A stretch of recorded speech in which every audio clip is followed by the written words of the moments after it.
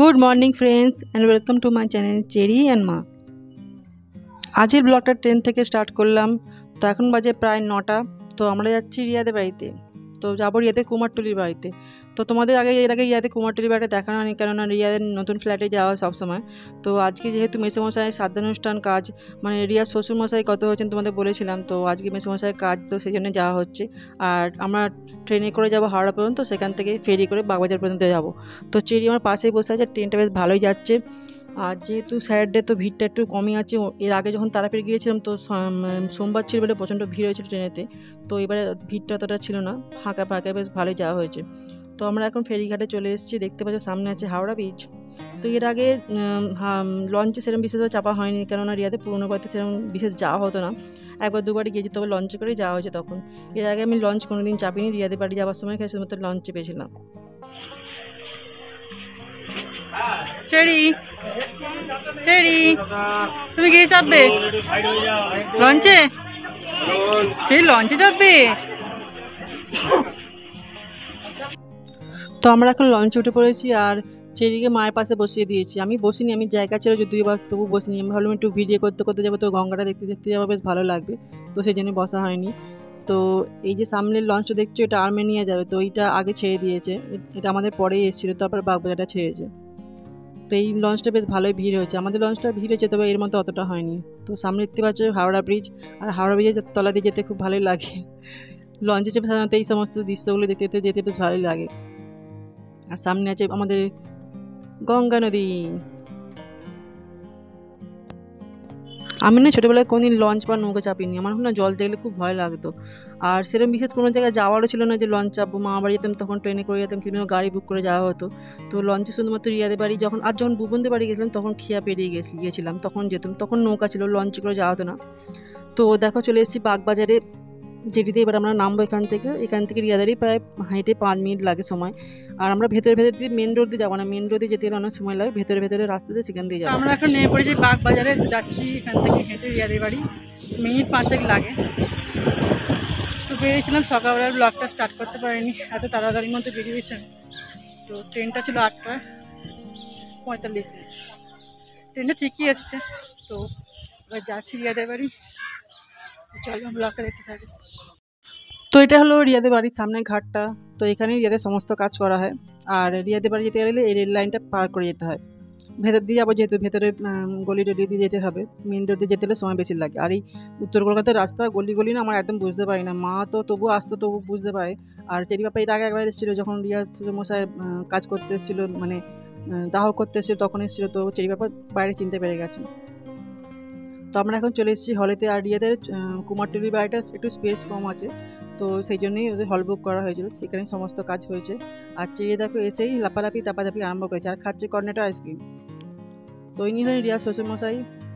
তো আমরা মেসোমশাই আত্মার শান্তি কামনা করি। তো দেখতেই পাচ্ছ হলে চলে এসেছি। আর তোমাদের একটা জিনিস দেখাবো। তো দেখো কী সুন্দর হাতের কাজ। এটা রিয়ার এক রিলেটিভ করেছেন, তার নাম হচ্ছেন অসীমা। তো এটা বিছানার চাদর, বড় ছিল, এটাকে ফোল্ড করে পাতা হয়েছে।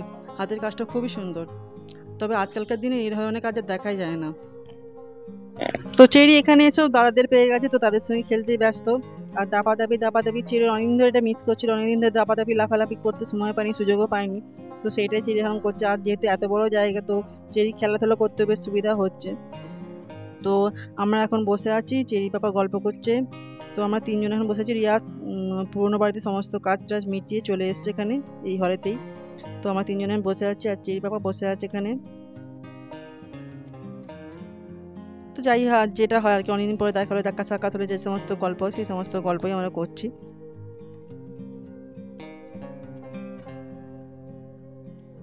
আর এদিকে দেখো চেরি কাণ্ডটা দেখো, চেরি বসে বসে ফোন দেখছে, আর চেরি মেসে ঘুমোচ্ছে। বিশাল গরম। তোমরা এখন যাচ্ছি কোল্ড ড্রিঙ্কস কিনতে। সবাই হল থেকে ঘরে চলে গেছে, আমরা আছি এখানে রেস্ট নিচ্ছি, একটু পরে যাবো। এত গরমে কোল্ড ড্রিঙ্কস খেতে করছে। তো আমি আর রিয়া বেরিয়েছি। তো আমরা এখন কোল্ড ড্রিঙ্ক খুঁজতে এসেছি, তবে রিয়া কোল্ড ড্রিঙ্কস খুঁজে পাচ্ছে না। সমস্ত দোকান প্রায় বন্ধ, 2-1টা দোকান খোলা আছে, তবে সেই দোকানে কোল্ড ড্রিঙ্কস নেই। আর এই অলিগলি রাস্তাঘাট না আমি একদম বুঝতে পারি না, রিয়া তবু বুঝতে পারে। এটা হচ্ছে রিয়াদের সেই হলটা যেখানে বুক করা হয়েছিল সমস্ত কাজে। আর রিয়াদের বিয়ে রিসেপশনও এই হলেই হয়েছিল।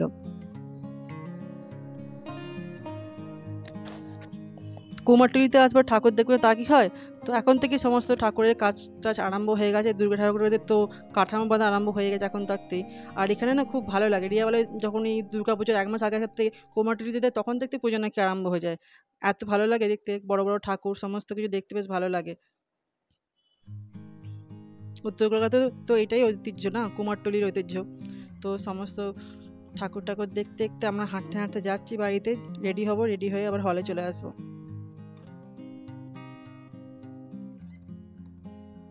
তো আমরা এখন চলে এসেছি রিয়াদের ঘরে। তো দেখতে পাচ্ছ এটা হচ্ছে রিয়ার বিয়ের ফটো, রিয়ার অতনু। তো এখন রেডি হব, রেডি হয়ে হলে যাব।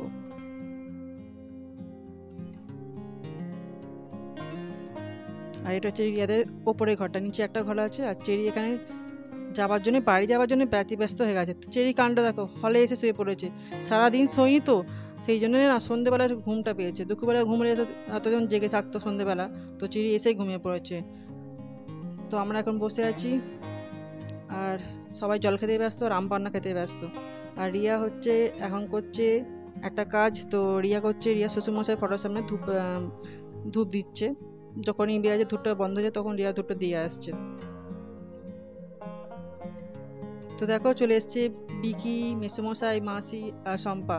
ওরা গাড়ি করে এসেছিল। তো সবাই মিলে বসে একটু গল্প করা হচ্ছে। আর চেরি মামিকে থেকে খুব খুশি হয়ে গেছে, মামিকে মামাকে দেখে।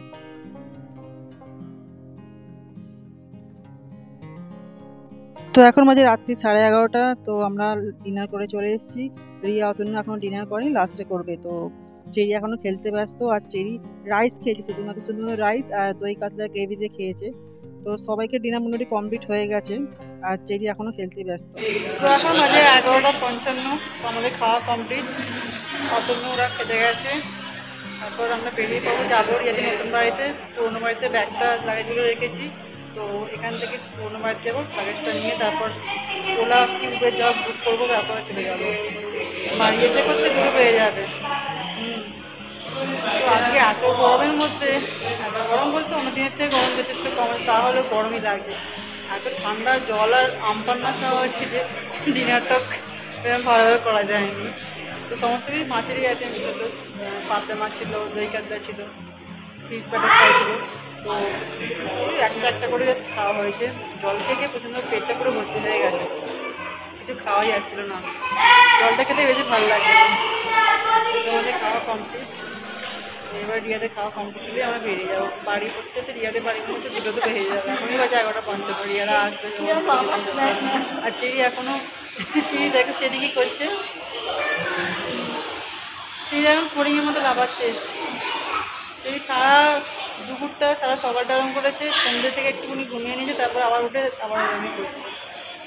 ফাঁকা জায়গা পেয়েছে তো সেখানে যা করে তাই করছে। তো খেয়েছে অনেকগুলো ফুলপি, সেই পাপা এখনো ফুলপি আসছে। তো চলো আজের ব্লগটা বেশি বাড়াচ্ছি না। তো আজের ব্লগটা এসে কিন্তু, তো সবাইকে আমি গুড নাইট, অনেক অনেক গুড নাইট। আমাদের গুড নাইট এখনো হয়নি। তো চলো বাই, আজের ব্লগটা